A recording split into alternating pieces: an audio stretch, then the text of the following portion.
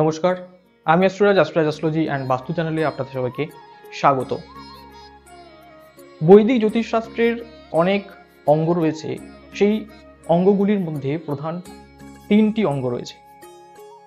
একটি হচ্ছে 12টি রাশি, দ্বিতীয় 9টি গ্রহ, তৃতীয়ত 27টি নক্ষত্র। প্রত্যেকটি রাশির মান 30 ডিগ্রি করে, প্রত্যেকটি নক্ষত্রের মান 13 ডিগ্রি 20 মিনিট। প্রত্যেকটি রাশিতে 3টি করে নক্ষত্র অবস্থান করে থাকে এবং প্রত্যেকটি গ্রহ একটি নির্দিষ্ট সময় পর্যন্ত 12টি রাশির মধ্যে অবস্থান করে থাকে বা ভ্রমণ করে থাকে। জন্মকুণ্ডলিতে চন্দ্র যে রাশিতে অবস্থান করে থাকে সেটি হচ্ছে আমাদের জন্ম রাশি। চন্দ্র সেই রাশিতে যে ডিগ্রিতে অবস্থান করে থাকে সেই ডিগ্রির মধ্যে যে নক্ষত্র থাকে সেটি হচ্ছে আমাদের জন্ম নক্ষত্র। এইভাবে প্রত্যেকটি গ্রহ প্রত্যেকটি রাশিতে কোনো না কোনো নক্ষত্রে অবস্থান করে থাকে। আমাদের যেমন জানা প্রয়োজন রাশি সম্পর্কে, গ্রহ সম্পর্কে, তেমনই জানা প্রয়োজন নক্ষত্র সম্পর্কে। নক্ষত্রের তাৎপর্য কি, নক্ষত্রের গুরুত্ব কি, কোন নক্ষত্রের অধিপতি দেবতাকে, সেই দেবতার প্রভাব সেই নক্ষত্রের উপর কি রয়েছে, কোন নক্ষত্রের অধিপতি গ্রহকে, সেই গ্রহের কি প্রভাব রয়েছে নক্ষত্রের উপরে, কোন নক্ষত্র রয়েছে কোন রাশিতে, সেই রাশির বা সেই রাশির অধিপতির কি প্রভাব রয়েছে নক্ষত্রের উপরে, কোন নক্ষত্রের দেবগণ কোন নক্ষত্র, নরগণ কোন নক্ষত্র, দেবাড়িগণ, সেই সম্পর্কে আমাদের জানতে হবে কোন নক্ষত্রের ক্যারেক্টার কিরকম, বা কোনো জাতক কোনো নক্ষত্রে অবস্থান করে থাকলে তার ক্যারেক্টার কিরকম হতে পারে, তার পেশা কিরকম হতে পারে, কোন নক্ষত্র কোন তত্ত্বের আমাদের জানতে হবে। তাই আজ থেকে এই সমস্ত নক্ষত্র নিয়ে আলোচনা করব খুবই সহজ এবং সরলভাবে, যাতে আপনারা বুঝতে পারেন।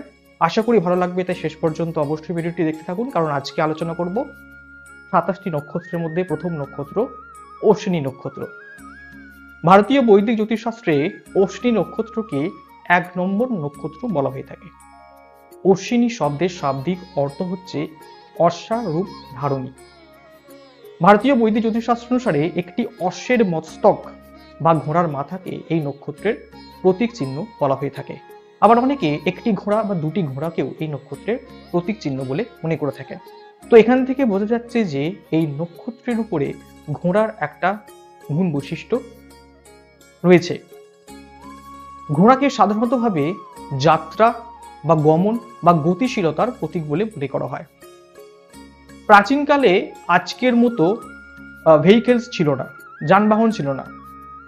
সেই সময় ঘোড়া ছিল, মানে বেশি দূরত্বে খুবই কম সময়ে যাত্রা করার জন্য তখন মানুষেরা কিন্তু ঘোড়া ব্যবহার করতেন। সেই কারণে ঘোড়াকে যাত্রা বা গতিশীলতার প্রতীক বলা হয়।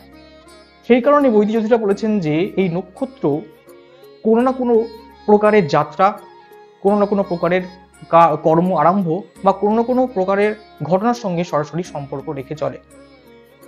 ঘোড়া যেমন খুবই তেজি, কর্মঠ, সাহসী, এনার্জেটিক, গতিশীল, ঠিক তেমনি এই নক্ষত্রের জন্মজাত ব্যক্তিরা খুবই সাহসী, নির্ভীক, এনার্জেটিক প্রকৃতির হয়ে থাকে, সহজে ক্লান্ত হয় না। তবে ঘোড়া যেমন জেদি হয়ে থাকে, ঘোড়াকে সহজে যেমন পোষ মানানো যায় না, ঠিক তেমনি এই নক্ষত্রের জন্মজাত ব্যক্তিরাও খুব জেদি এবং একগুঁয়ে প্রকৃতির হয়ে থাকে। তবে জন্মকুণ্ডলী যদি ঠিকঠাক থাকে তাহলে এই নক্ষত্রের জাতকদের মধ্যে বিশেষ গুণাবলী লক্ষ্য করা যায়। ভারতীয় বৈদিক জ্যোতিষশাস্ত্র অনুসারে অশ্বিনী কুমারদ্বয় হচ্ছেন এই নক্ষত্রের অধিপতি দেবতা। অশ্বিনী কুমারদ্বয় হলেন চিকিৎসা বিদ্যায় পারদর্শী। এনারা হলেন দেবতাদের চিকিৎসক বা দেবতাদের বৈদ্য। সমস্ত চিকিৎসা বা চিকিৎসা শাস্ত্রের অধিপতি দেবতা হচ্ছেন এই অশ্বিনী কুমার। অশ্বিনী কুমার হলেন সূর্যদেব এবং দেবী সংজ্ঞার সন্তান। এরা হলেন দুটি যমজ ভাই। এই অশ্বিনী কুমারদ্বয়দের শারীরিক রূপ সম্পর্কে বর্ণনা করা হয়েছে যে এদের মাথার অংশটি ঘোড়ার মতো এবং বাকি শরীর মানুষের মতো। আবার কোনো কোনো স্থানে অশ্বারোহী অবতারেও এদেরকে দেখা যায়। একটি স্বর্ণরথে এরা 3 বার দিনে এবং 3 বার রাত্রে ভ্রমণ করে থাকেন। তো সমস্ত কিছু ছাড়িয়ে এরা হচ্ছেন দেবতাদের চিকিৎসক বা চিকিৎসা শাস্ত্রের অধিপতি দেবতা, যার ফলে কি হয় না, এই দেবতার কিছু গুণ এই নক্ষত্রের জাতকদের মধ্যেও দেখতে পাওয়া যায়। এছাড়াও অশ্বিনী কুমাররা ছিলেন খুবই দয়ালু, উদার, পরোপকারী এবং ভ্রমণ প্রেমী, যার ফলে কি হয়, এই নক্ষত্রের জন্মজাত ব্যক্তিরা চিকিৎসা বা চিকিৎসার সঙ্গে যুক্তর পাশাপাশি এরা খুবই দয়ালু, উদার, পরোপকারী এবং ভ্রমণ প্রেমী বা ঘুরতে বেড়াতে খুব ভালোবাসে। বৈদিক জ্যোতিষশাস্ত্রে এই নক্ষত্রের অধিপতি গ্রহ হচ্ছে কেতু। সাধারণত আমরা কেতুকে কিভাবে জানি? কেতু হচ্ছে একটি পাপী গ্রহ, একটি অশুভ গ্রহ, কিন্তু কেতু হচ্ছে অ্যাকচুয়ালি রহস্যবাদের কারক গ্রহ। কেতু হচ্ছে একটি হাইলি স্পিরিচুয়ালিটি বা হাইলি স্পিরিচুয়ালিজমের কারক গ্রহ। এর পাশাপাশি কেতুকে চিকিৎসা, চিকিৎসক বা মেডিকেল বা মেডিসিন শাস্ত্রের কারক গ্রহ বলা হয়ে থাকে। যার ফলে কি হয় না, এই নক্ষত্রের জাতকদের যদি কেতু ভালো থাকে জন্মকুণ্ডলিতে, তাহলে এরা চিকিৎসা বা চিকিৎসক বা মেডিসিন নিয়ে গবেষণামূলক কর্মেও যুক্ত হতে পারে। এই অশ্বিনী নক্ষত্রের সমস্ত 4 চরণ থাকে মেষ রাশিতে। আগেই বলেছি এক একটি নক্ষত্রের ডিগ্রি হচ্ছে 13 ডিগ্রি 20 মিনিট করে। প্রত্যেকটি নক্ষত্রের 4টি চরণ এবং প্রত্যেকটি চরণ 3 ডিগ্রি 20 মিনিট। 0 ডিগ্রি থেকে 3 ডিগ্রি 20 মিনিট মধ্যে কোনো নক্ষত্র থাকলে সেটি হচ্ছে 1 চরণ। 3 ডিগ্রি 20 থেকে 6 ডিগ্রি 40 মিনিট পর্যন্ত 2 চরণ। 6 ডিগ্রি 40 মিনিট থেকে 10 মিনিট পর্যন্ত 3 চরণ এবং 10 ডিগ্রি থেকে 13 ডিগ্রি 20 মিনিট পর্যন্ত হচ্ছে 4 চরণ। তো এই অশ্বিনী নক্ষত্রের সমস্ত 4 চরণ থাকে মেষ রাশিতে। যার ফলে কি হয় না, এই নক্ষত্রের উপর রাশি এবং রাশির অধিপতি গ্রহ মঙ্গলের প্রভাব দেখতে পাওয়া যায়।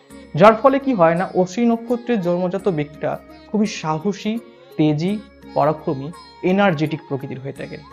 তো অশ্বিনী নক্ষত্রের জন্মজাত ব্যক্তিরা যথাশীঘ্র কাজ আরম্ভ করার পক্ষে বিশ্বাসী হয়ে থাকেন। কাজ করতে বিন্দুমাত্র সময় নষ্ট করতে পছন্দ করে না। যার ফলে কি হয় না, এই হঠকারী সিদ্ধান্তের কারণে, হঠকারী ভাবে কর্ম করার কারণে এরা জীবনে অনেক সমস্যা পড়তে হতে পারে। এরা খুবই স্পষ্টবাদী এবং এদের ধৈর্য ক্ষমতা অনেক কম থাকে।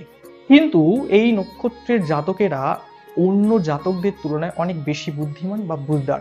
এদেরকে কোনো বিষয়ে বোঝাতে বেশিক্ষণ বা কঠিন পরিশ্রম করতে হয় না। এই নক্ষত্রে জন্মজাত ব্যক্তিদের কথাবার্তা, আচার আচরণ খুব ভালো হয়ে থাকে। যার ফলে কি হয় না, মানুষ এদের সঙ্গে মেলামেশা করতে পছন্দ করে থাকে।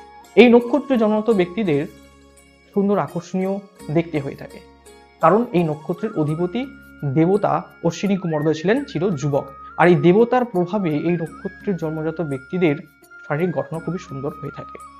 তো এই অশ্বিনী নক্ষত্রের জন্মজাত ব্যক্তিরা খুবই জেদি প্রকৃতির হয়ে থাকেন। এই জেদ যেমন একদিকে ভালো, অনেক সময় এই জেদের কারণে এদের জীবনে অনেক সমস্যায় পড়তে পারে। এরা মনে করে আমি যেটা ভাবছি, আমি যেটা করছি সেটাই ঠিক, আমি যেটা সিদ্ধান্ত সেটাই ঠিক। এই নিজের সিদ্ধান্ত থেকে, নিজের কর্ম থেকে এরা কখনোই নড়ে না বা অনড় থাকে। আর এই জেদিতা অনেক সময় এদেরকে ডুবিয়ে ফেলতে পারে। এছাড়াও এই নক্ষত্রের আরেকটি নেগেটিভ পয়েন্ট হচ্ছে এরা ভীষণ পরিমাণে অধৈর্যশীল।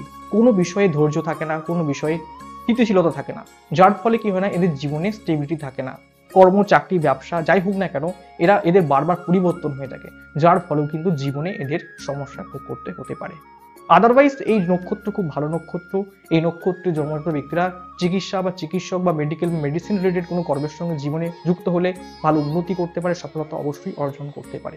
সর্বোপরি যেটি জানা প্রয়োজন যে অশ্বিনী নক্ষত্র হচ্ছে দেবগণ, পৃথ্বীতত্ত্বের নক্ষত্র এবং বৈশ্যবর্ণ।